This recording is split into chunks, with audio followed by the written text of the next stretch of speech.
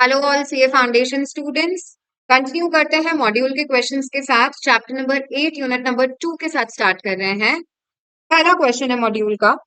Reserve money is also known as, बेटा reserve money is a पर्यायवाची to high powered money जो central bank issue कर रहा है ऑफ द इकोनॉमी। तो it is central bank money, इसे ही बेस मनी या मॉनेटरी बेस बोलते हैं और यही हाई पावर्ड मनी होता है। इसलिए correct option is option D, all of the above. Question number 2, choose the correct statement from following. Very good question again. पहला ऑप्शन देके रखा है, money is deemed as something held by public and therefore only currency held by public is included in money supply. बेटा money is something which is held by public, ठीक है, ये तो सही था। And therefore only currency held by public is included in money supply. सिर्फ public के हाथ का पैसा ही मनी सप्लाई है क्या, या और भी चीजें ऐड होती है? बेटा और भी चीजें ऐड होती है, इसलिए ये स्टेटमेंट गलत हो गया है विद द टर्मिनोलॉजी ओनली।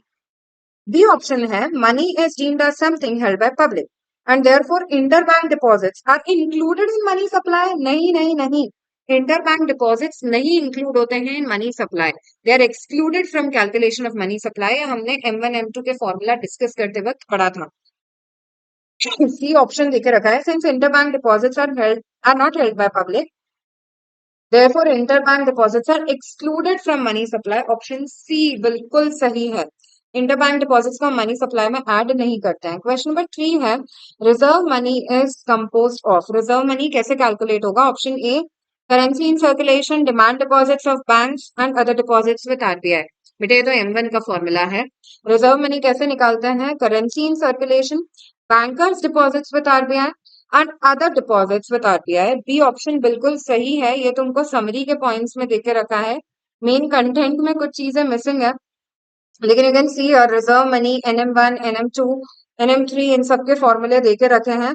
और यहाँ पे सेम फॉर्मूला है रिजर्व मनी का, currency in circulation, bankers deposits with RBI and other deposits with RBI. In fact यहाँ पे L1 L2 के भी फॉर्मूले देके रखे हैं। एग्जाम से पहले please do refer the summary, summary से भी उठ के क्वेश्चन आ रहा है in your exam. Question number 4 पे आ जाते हैं। M1 देके रखा है, M1 is the sum of currency deposits with currency and coins with people, demand deposits of banks and other deposits of RBI। पहला ही ऑप्शन बिल्कुल सही है, यही सेम फॉर्मूला था जो हमने पढ़ा था M1 का। Question number 5, under minimum reserve system central bank is. Minimum reserve system में सेंट्रल बैंक किसी भी अमाउंट की करेंसी इशू कर सकती है ना, by keeping just that minimum amount of reserve. आपको इक्वल अमाउंट का रिजर्व रखने की जरूरत नहीं है जितना आपने करेंसी इशू किया है। तो पहला ऑप्शन है, empowered to issue currency to any extent by keeping an equivalent reserve of gold and foreign securities। बेटा equivalent reserve नहीं रखना है गोल्ड एंड फॉरेक्स का, आपको केवल मिनिमम रिजर्व रखना है।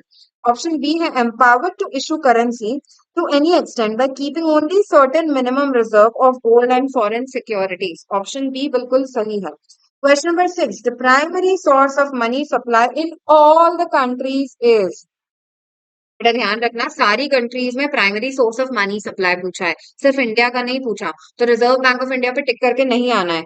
Central bank of that particular country will be the primary source of money supply. Correct is option B. Question number 7, the supply of money in an economy depends on. किसी भी economy में money supply किस चीज पे depend करेगा? The decision of central bank based on the authority conferred on it. बेटा सिर्फ central bank पे डिपेंड करता है क्या कि मनी सप्लाई कितना होगा? नहीं, कमर्शियल बैंक्स भी क्रेडिट मनी क्रिएट करते हैं, तो उन पर भी डिपेंड करेगा। Option B, the decision of central bank and the supply responses of commercial banking system. B option बिल्कुल सही है, क्योंकि central bank high powered money issue करता है, लेकिन credit money commercial bank issue कर रहे होते हैं। The decision of central bank in respect of high powered money, again C option में भी केवल सेंट्रल बैंक का डिसीजन ही कवर हो रहा है, इसलिए गलत हो गया है। Correct is option B. Good question again. Question number 8. Bank is the country, sorry. Banks in the country are required to maintain deposits with central bank. ठीक है, बैंक को डिपॉजिट्स मेंटेन करने हैं विद सेंट्रल बैंक। क्यों? To provide the necessary reserves for the functioning of central bank. क्या इन लोगों को फंक्शनिंग ऑफ सेंट्रल बैंक के लिए पैसा प्रोवाइड करना है? नहीं। B, to meet the demand for money by the banking system. Banking system की डिमांड, पैसे की डिमांड को मीट करने के लिए वहां पर रिजर्व्स मेंटेन होते हैं क्या? नहीं।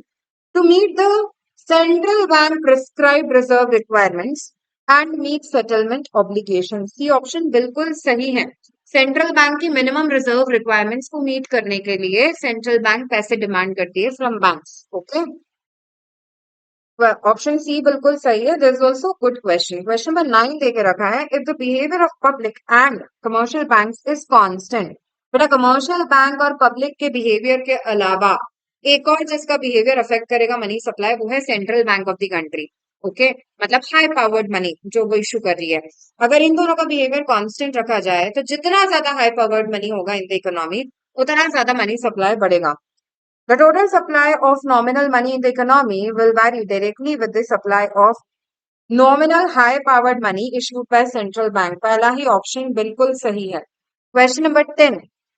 Under the fractional reserve system के तहत money supply is an increasing function of reserve money and money multiplier. Absolutely correct. Money supply का formula होता है money multiplier into monetary base. तो जितना ज्यादा मॉनेटरी बेस या हाई पावर्ड मनी और जितना ज्यादा मनी मल्टीप्लायर, उतना ज्यादा मनी सप्लाई होगा इन द इकोनॉमी। तो पहला ही ऑप्शन बिल्कुल सही है।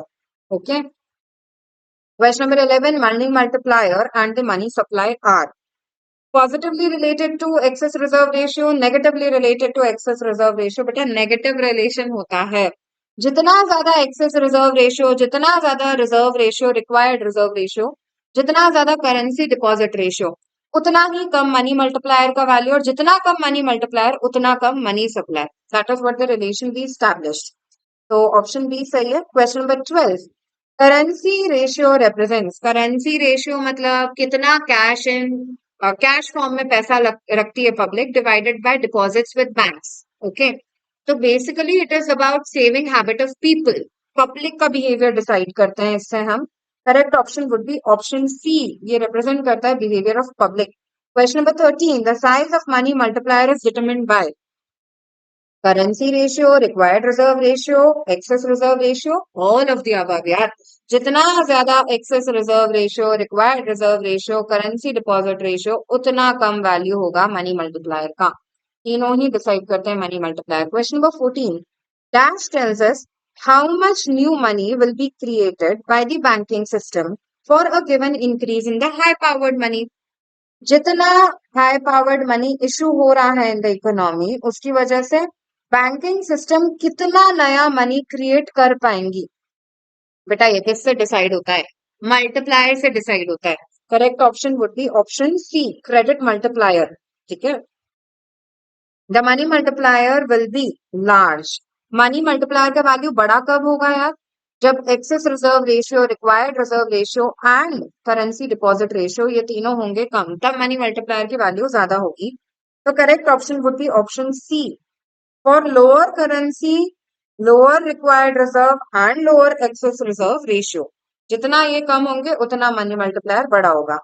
Question number 16, the ratio that relates to the change in the money supply to a given change in monetary base. Money supply में कितना चेंज आता है due to a given change in monetary base, high powered money. ठीक है, ये कौन सा है? ये मनी मल्टीप्लायर का फॉर्मूला आया है। Money supply is equal to money multiplier into monetary base. तो इसको अगर क्रॉस मल्टीप्लाई कर देते हैं तो we get m divided by mb is equal to money multiplier. Correct option would be option B. Question number 17, for a given level of monetary base, given level of monetary base, an increase in required reserve ratio will क्या करेगा? अगर बेटा required reserve ratio, monetary base change नहीं हो रहा है लेकिन required reserve ratio बढ़ गया है, तो बेटा मनी मल्टीप्लायर और मनी सप्लाई दोनों हो जाएंगे कम। Okay, there will be a decrease in money supply. Option A सही है। Question number 18, for a given level of monetary base, high powered money change नहीं हो रहा है, वो कांस्टेंट है। Okay, an increase in currency ratio causes money multiplier to fall. बेटा currency ratio भी बढ़ेगा तो मनी मल्टीप्लायर की वैल्यू और मनी सप्लाई दोनों ही कम हो जाएगा। तो डिक्रीज एंड डिक्रीज होना चाहिए दोनों में।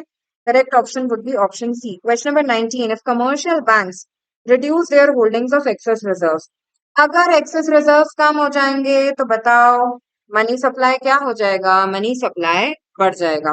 तो money supply increases, option C सही होगा। For any queries you can post in the comment section.